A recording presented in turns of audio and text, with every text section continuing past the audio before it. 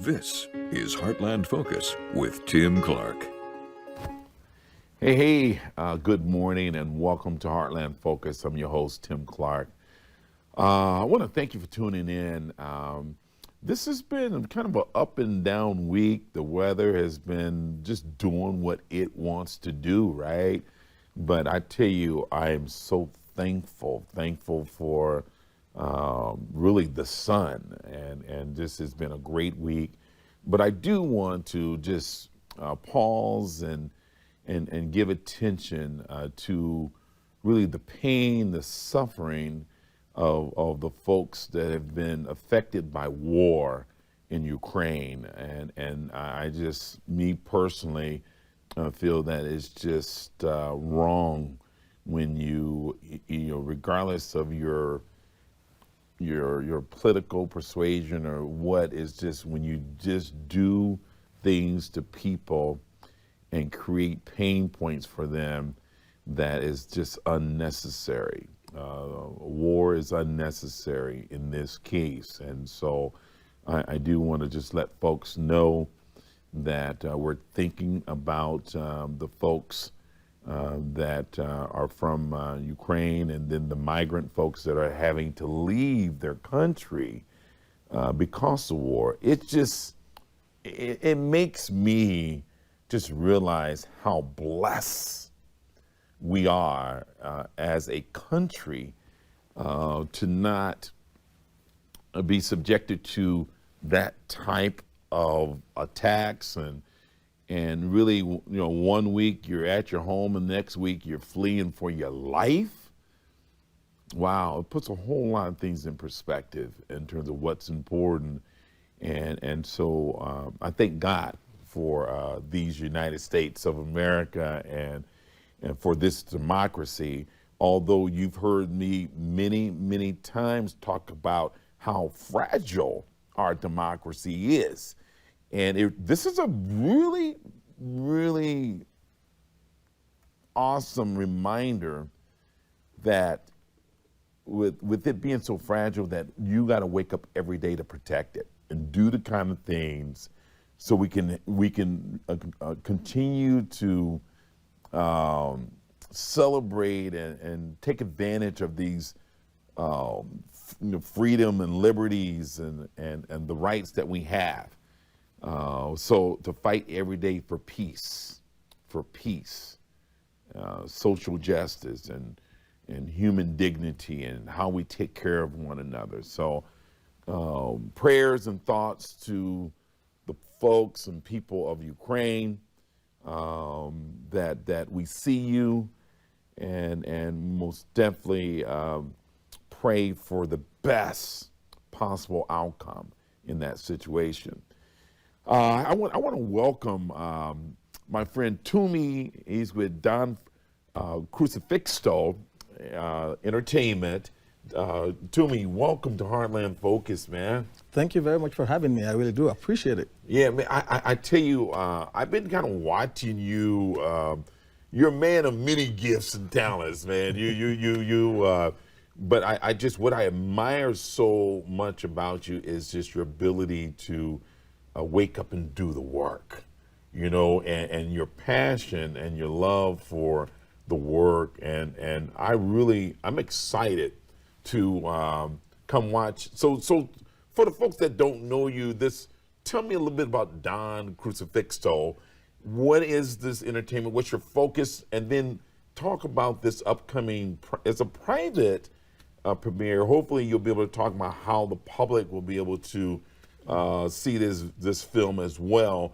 But first of all, let's talk about, in terms of just Don Crucifixo, what is that all about?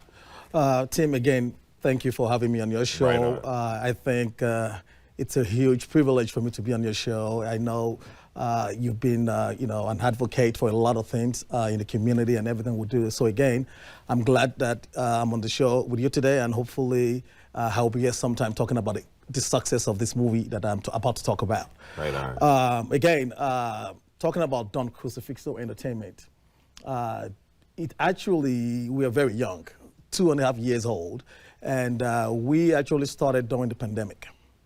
we realized that, again, no jobs, nothing can be done, but what can you do with your time rather Right. than just suck it up? You know, you have to do something to combat some things that you cannot do on your own. That's right. And so that was when we came together and said, you know what?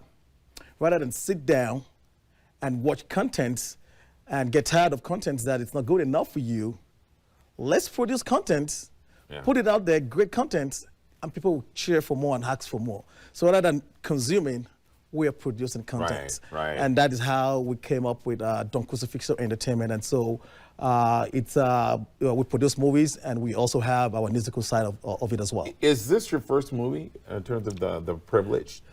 Privilege would be my very first movie coming out. But Okay. we already have 4 movies right now in the Okay. helping. Yep. And what I'm most excited about, I want to just jump right into this because I wish I had more time. But so Privilege, with really when you think about what has transpired in this country, and by the way, your native country. Talk about let's go in terms of just tell me where you from originally. I am from Nigeria. Okay. And I am still from Nigeria. Okay. But again, I'm proud to be an American now. And again, that's the reason why this movie means a lot to me. Okay. Because I can call myself an African American and use that setting when I want to. And I can also be an African when I want to. Yeah. Unfortunately, not everybody can do Right. that. That's right. That's a privilege. I thought, hey, so that's a whole. I don't even want to go there because you look like you're privileged. Well, we shall see. Okay. So here's the thing. Well, let's take back 3 years ago when you think about a lot of your social ills, social injustice. This talk of white privilege, we were, all this stuff was in the news every day. George Floyd and how the police treating black folks, black men in particular. Talk about really the name privilege, and then what's the takeaway in terms of, without giving it all away, but talk about privilege a little bit, why you called it privilege, and then let's begin to talk about what's so exciting about this movie. Okay. Again, you've mentioned the injustice about Black Lives Matter. We talked about, again, privileged, or the word privilege can mean a lot. Yeah. Again, I without getting too much into political stuff, but we all know that in everything that we do, we all have to be our brother's keeper, our brother's lover. And for the very first time in a long time, I realized that we all love each other. Yeah. And the pandemic actually really tells us about what's going on. So you really think at the core of people exists, there is love at that core. Is that? Absolutely. Okay. Absolutely. Again, there's always going to be good and bad. Yeah. But one thing is, if people really have a choice in life, Yeah. they would pick the right choice of being loving Over hate or. over hate or anything else. Yeah. But circumstances, differences, upbringing, luck, whatsoever it is, does not make everybody be the same. So in this film, in terms of, I was looking at the trailer. You're dealing with community and police relations, also race. Kind of talk a little bit about what you're trying to get across there with that in the film. And I know I didn't say this before, but again, this movie is very educational. Okay. I just want to know, I want people to know that it's an educational movie.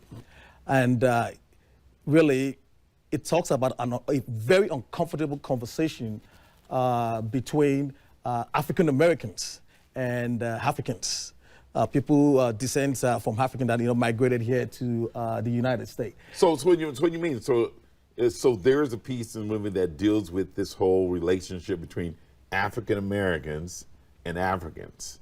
Is there a problem? Yeah. No, that is why people need to watch this movie. But no, not to like shy away from the question. Yeah, right. Yeah, here's a lot of problems. Yeah. And that is why we brought something like this out. Sometimes you hear the word someone is dying in silence. Dying in silence, yes. And we want to bring something up to the table and say, let's talk about this. Let's fix this situation.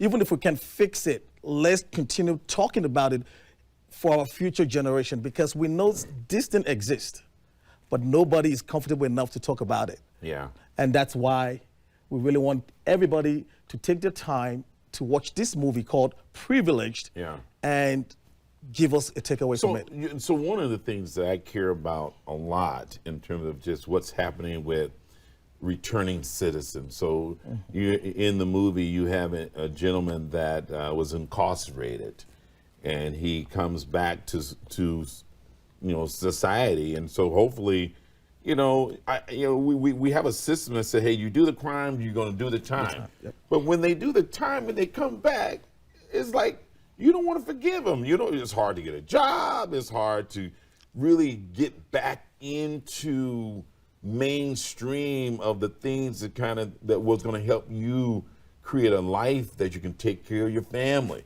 I know you're dealing with that as well. And that's absolutely true. Again, this is not something new, right? It's something we've been talking about. But what have we been doing? How do we move from that talk to action? We're going to take a short break, Toomey, and when we come back, I want you to talk about this piece where I think this is at the core of what's happening in America right now. Police, I'm not going to say police and community, that's the broader, I want to say police and black men.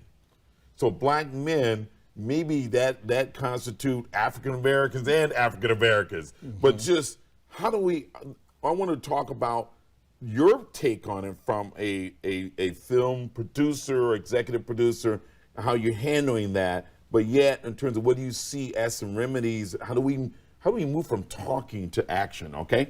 When we come back, the film producer, executive producer, Toomey, will talk to us about a subject matter that's dealing with community and police relations. Stay with me. We'll be right back. Hey, welcome back to Heartland Focus. I'm here with the executive producer, actor. You're actually playing in the film. I sure did. Yes. So, Toomey, the movie is called Privileged. So, I want to talk a bit about how you're handling and why you chose to put what we know that is a problem in this country, community and police relation, particularly black men. You're dealing with that. Yes. Yeah. And everybody does. Every person of color does, actually. Yeah. Again, we have good police officers. Absolutely. And I do know some ex-police officers and current police officers that are still my friends. And so we don't want to judge anybody. We want to make sure that everybody is able to get equal opportunities, right? Just like, we want men and women to get equal pay. We want to be treated normal as humans, being black, whether you're African American or you're even Mexican, Hispanic, or whatever you come from, without being judged by the color of your skin. Right now, a lot of us, as Martin says, the content exactly and the character within. That is it. And so that was Martin. And so we just want to make sure that we've been judged by the color of our skin, not because of your accent or where you're from. And the movie actually has some twists and turns to it that, the good thing is now we've had a few private people look at it. You will be glued to your seat. Because it doesn't just touch one area.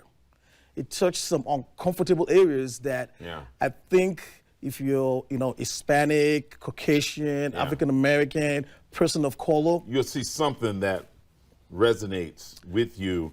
But as we're watching it now, there's celebration, there's culture, from African American to African culture, and there is dealing with now. There's the part, I think what we're looking at now. I think well, it's kind of a highlight, but where the police stops, a African, and that whole thing plays out. But one of the things I want you to kind of expound on a little bit. There's a white woman in the movie that causes a negative reaction because of how she was biased, or she perceived a situation that really wasn't what it was. But here, this black person was dealt with because a white woman, reacted to him in a certain way. I mean, that's I know that's real. Again, I said it earlier, we all want to be treated the same way. But it's so unfortunate that, we've come so far, for so long, and we still have to still fight. Yeah. As people of color, to be put on the same table as other people. And so there was a scene that really was like, okay, this is what happened. It has happened before, even before that exact situation with different groups. Yeah. But it turned out different because you're a person of color, and was even overblown to what it shouldn't have been. I want to ask you this. Do you think a lot of those behaviors, to me, are driven by, is it fear mostly, or is it just ignorance? Now, I'm not asking you, I know, we're here to talk about your movie, but you're dealing with a lot of these subject matters, so I know you've thought about it. So it's, sometimes I wrestle with this notion, is it really just fear of somebody taking something or somebody doing something, or is it just ignorance? Again, a combination of both. Again, I said it earlier. We all have love in us. Yeah. It's how do you get it out? It's how do you get it out, or what are you Right. feeding your spirit? What are you feeding your What are you soul? feeding- What there is you being go. shown out there? Yeah. What do you know? But I'll tell you, really, most of it comes out of ignorance. Yeah. Yes, it's a combination of both. You would always not like another person. You will always have something against somebody. But if you're not educated enough to know somebody else or know who you're dealing with, you will only stick to what you know. That's right. Because my dad did it, because my friend does it, or this is what I heard. This is how I should behave, without you having the first-hand knowledge of who these people are. And one thing we always say is this: we all bleed the same blood. Yeah. And we bleed the same blood, and we're all part of the human family. I really like your play on, really at the core of us, it's love. Hatred is a learned behavior. But when you think about a newborn baby, that's all that baby knows from day one is love. You're cuddling, you're kissing, you're hugging, and you're baby feeding them, or whatever you're doing. But it's built around love. Exactly. And so at some point, somebody start to introduce fear, hatred, racism, all those kind of things. So I love, if it's in us, to your point, to me, how do we get it out of us and practice it more? That whole Christian principle around love thy neighbor. I mean, how do you move? So many people wake up every day and go to church, but they're not living it. They're just practicing it. And I think what I like about privilege is that you're dealing with a whole lot of social challenges that's in front of us. Now, so what can people expect? Your private viewing is going to be at the Alamo Draft House. Yep. What can people expect in terms of just that day? Okay, so first of all, we are having a private viewing for the, for few people. just because right now, again, we have not decided to release it out yet. We just want to get a lot of feedback from people. So it's going to be at the Alamo Draft House in La Vista. It starts at 6 o'clock. The movie starts exactly at 7, but it starts, red carpet starts at 6 o'clock. This is a Hollywood-style event. And so just so you know, we have a little, bless you. We have a lot of dignitaries coming. We'll have John Beasley there. We'll have Johnny Rogers, Tim Christian. We have Tim Clark. Don't forget about Tim Clark. Yeah. We have the actors coming actually out of town. Okay. We have majority of the actors coming out of town. Tell us about some of your national or internationally renowned actors and actresses that's in this film. Correct. Thanks. We almost forgot that. Well, shout out to all of my actors and actresses. Travis Cure. He works with what's this guy? This Mama guy. I will remember his name later on. But do you remember what's his name? He does a lot of African movies in Atlanta. He has this big studio. Tyler Perry. Here we go. Travis Cure works with Tyler Perry, and we have Josh Eady. That's the we have Tracy O'Bonner and Chanel Brown, and then Bayo Olawiye, as well as Travis Cure is not in that picture you have on your screen, but we'll have all of them coming down actually on the red carpet. So they're all coming to Omaha? They're all coming to Omaha. Again, hey, please forgive me if I'm making a mistake, but since I've been here for 20 years, I have not seen something like this in Omaha. Okay. A red carpet event, a movie premiere like this, private viewing, bringing people out of town. And I think this is something you don't want to miss. And they're excited. They've never, hopefully it's a little bit cold for them because we shot this movie in Indiana, Atlanta, and Chicago. And one of the guys had like 4 coats because he's not used to the cold. They're all from the East Coast. And so just look forward to this great, wonderful artist. Now, so for my viewers, when do you anticipate this being available to the public? The reason why we're actually doing this private viewing, we have to be very careful because we are bringing something that I will tell you the truth, not everybody is going to like. I agree with you. Yeah. There will be different perspective. Shout out to my writer, Morenike, as well as the inspiration from Bayo Olawiye. Those people, being bold enough to write something like this and try to have us bring it out. And so we are planning on, do we want to go an educational route with this? Do we have some tweaks that, maybe you missed this part that you might go back and, talk about it. And so the goal is to release this movie in a way whereby everybody can get to it. Yeah.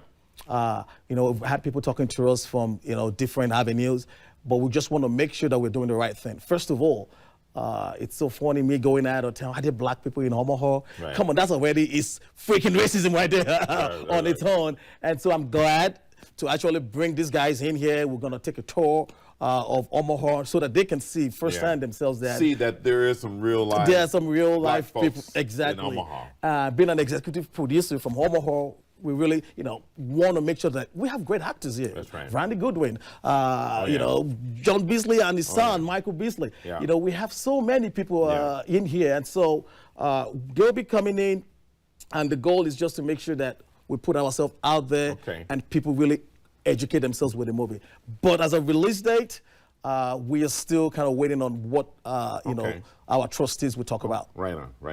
We're going to take a break, and then when we come back, I want you to leave our viewers with a final message of really privilege. When you think about, if you capture all the energy in that movie, I'm going to give you 60 seconds. What would be the takeaway, okay, when you come back? When we come back, you guys, you'll hear from the executive producer of the movie Privilege. Why should you anticipate such an awesome film, and what's going to be the takeaways from that? Stay with me. I'll be right back. Hey, welcome back. Hey, I was going to call you Don, but to me, we're out of time, man. Takeaways. Why should people anticipate this film that you have made called Privileged? Thank you again for having me on your show. Again, this topic is not something that we are just bringing to the table for the first time.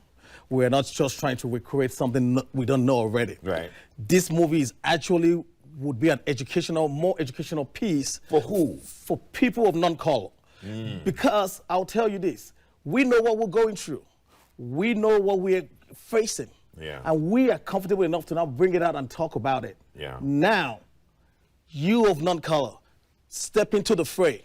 We are willing to work with you, because if you're well educated, if you know, we use knowledge is power. If you know something, then you will actually be the right people to help us move forward. And that's how you move from ignorance, or from fear, is to really make yourself knowledgeable, educate yourself. And so I think that's what I see this film doing a lot, bringing awareness to some of our challenges, man. Yep. So I wish you the very best.